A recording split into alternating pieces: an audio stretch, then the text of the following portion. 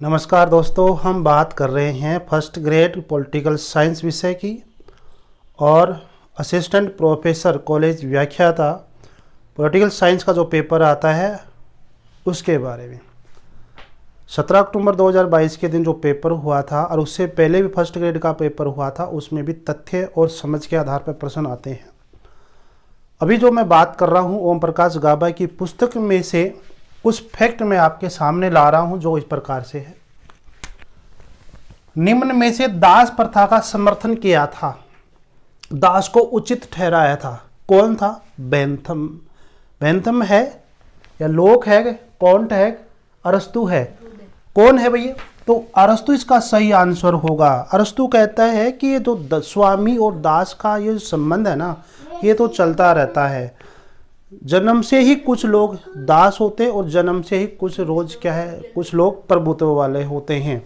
ठीक है, तो दास को उचित मानने वाले कौन थे? अरस्तु थे, ये आप जरूर याद रखें। और दास प्रथा को तर्क शून्य अस्वीकार करने वाला निम्न में से कौन है? यानी दास प्रथा को स्वीकार करने वाला, समर्थन करने वाला तो कौन है? अरस्तु है। और दास प्रथा को तर्क शून्य घोषित करने वाला, अस्वीकार करने वाला कौन था? अरस्तु, लोक, बेंथम और कॉन्ट। सही आंसर क्या था? कॉन्ट था। इमैनुअल कॉन्ट इसका पूरा नाम है। तो ये दास प्रथा को अस्वीकार करता है निम्न ऑप्शनों के अंदर। निम्न में से किसने क्रांति की निंदा की तथा क्रांति को रोकने के उपाय बताए? कि क्रांति की निंदा की थी उसने और क्रांति करने के क्रांति रोकने के उपाय बताए थे। तो वो कौन सा है? अरस्तु, लोक, बेंथम, लोस्की। तो वो है अरस्तु। ठीक है।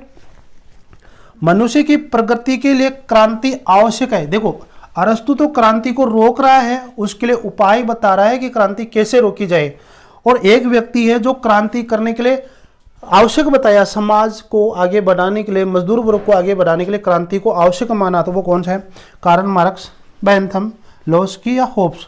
तो कार्ल मार्क्स ने यह कहा था, यदि मजदूर वर्ग, कामगार वर्ग आगे बढ़ना चाहता है तो पूंजीपति वर्ग, बुर्जुआ वर्ग से क्रांति करेंगे तो ही वो आगे बढ़ पाएंगे। यह है कार्ल मार्क्स। राज्य की उत्पत्ति निजी संपत्ति के लिए हुई है।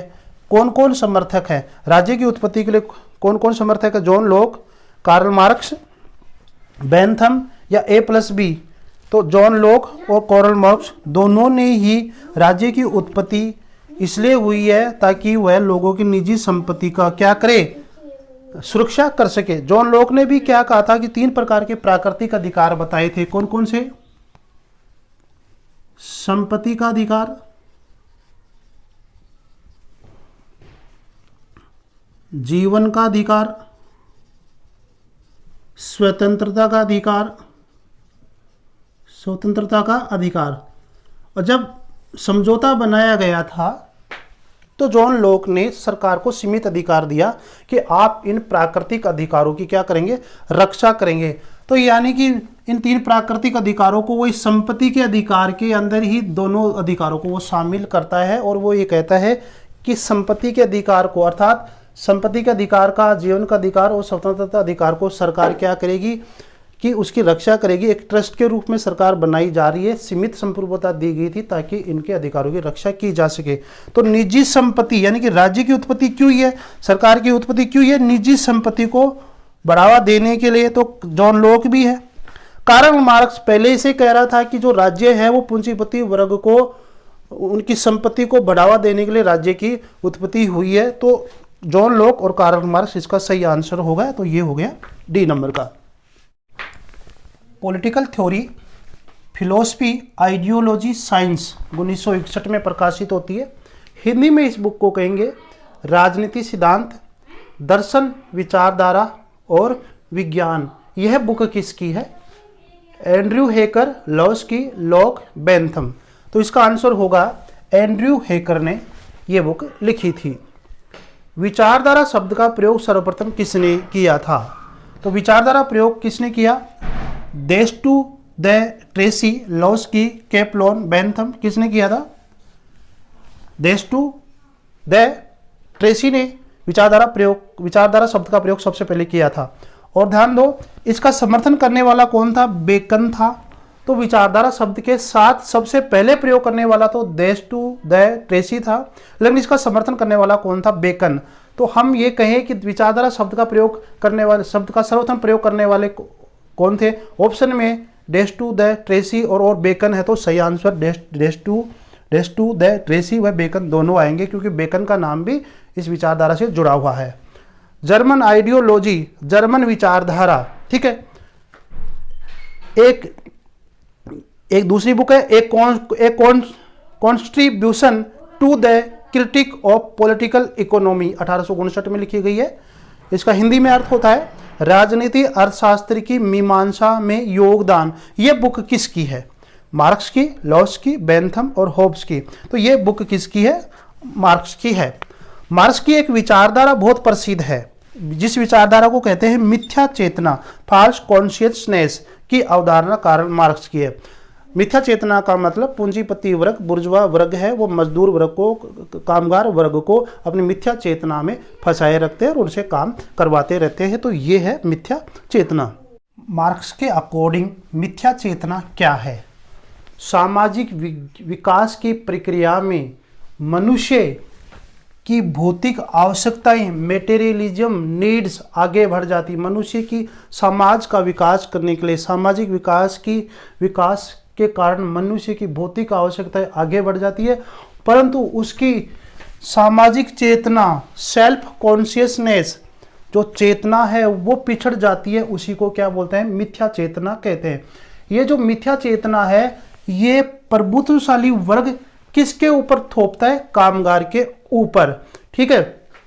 क्योंकि प्रभुत्वशाली वर्ग की चेतना खत्म हो जाती है और वो सामाजिक विकास की प्रक्रिया में यानी स्वयं का विकास करने के लिए भौतिक आवश्यकताओं को आगे लाने की कोशिश करता है, और अंदर की जो चेतना है, मानवीय गुण है, वो क्या हो जाता है? नष्ट हो जाता है और अपना प्रभुत्व स्थापित करता है। किसके ऊपर? मजदूर वर्ग के ऊपर, सर्वहारा वर्ग के ऊपर, कामगार वर्ग के ऊपर। तो ये होती है मिथ्या चेतना। विचारधारा प्रभुत्वशाली वर्ग के निहित स्वार्थों की रक्षा का साधन है। ये कौन इसका समर्थन करता है कि जो विचारधारा, कौन सी विचारधारा? ये वाली विचारधारा, मिथ्या चेतना वाली विचारधारा प्रभुत्वशाली वर्ग के निहित स्वार्थों की रक्षा का साधन है। तो ये इसका समर्थन कौन कर रहा है? कि कार्ल मार्क्स और एंगल्स, क्योंकि ये दोनों ही मार्क्सवादी है, ठीक है ना। तो मार्क्सवादी यही कहते हैं कि लोग मिथ्या चेतना के अंदर अर्थात विचारधारा के अंदर क्या करते हैं? विचारधारा के अंदर उनकी स्वार्थ सिद्धि रहती है और स्वयं का भला चाहते हैं, स्वयं को मतलब स्वयं भौतिक चीजों को प्राप्त करने की कोशिश करते हैं। कामगार वर्ग के लिए वो लोग कुछ भी नहीं करते हैं, ठीक है। How is to be done, हमें क्या करना चाहिए? ये बुक किसकी है? ये है व्लादिमीर लेनिन की बुक है, ठीक है। एक बुक और है आइडियोलॉजी एंड यूटोपिया, विचारधारा, इसका हिंदी में अर्थ हो गया विचारधारा व कल्पनालोक, 1929 में प्रकाशित होती है। यह बुक किसकी है? तो यह है कार्ल मेनहाइम की, ठीक है। कार्ल मेनहाइम इस पुस्तक के अंदर आइडियोलॉजी को और यूटोपिया को अलग अलग समझाने की कोशिश करता है। यह कहता है कि विचारधारा क्या होती है, यानी कि आइडियोलॉजी क्या होती है। विचारधारा का मतलब यहाँ पर केवल मार्क्स के अकॉर्डिंग, जिस प्रकार से मार्क्स मिथ्या चेतना के बारे में बोलता है, तो विचारधारा का संबंध केवल मिथ्या चेतना से है। चाहे वो राजनीतिक पार्टी हो, चाहे पूंजीपति वर्ग हो, सब लोग अपना फायदा देखना चाहते हैं, ठीक है। वो होती है विचारधारा, मिथ्या चेतना होती है। कल्पना लोक का संबंध मतलब शक्तियों से होता है, इनका राजनीतिक शक्तियों से संबंध, जो शक्तियां होती है, जो पावर होता है ना, वो कल्पना लोक होता है। तो विचारधारा और कल्पना लोक में अंतर करने वाला कौन है? कार्ल मेनहाइम है।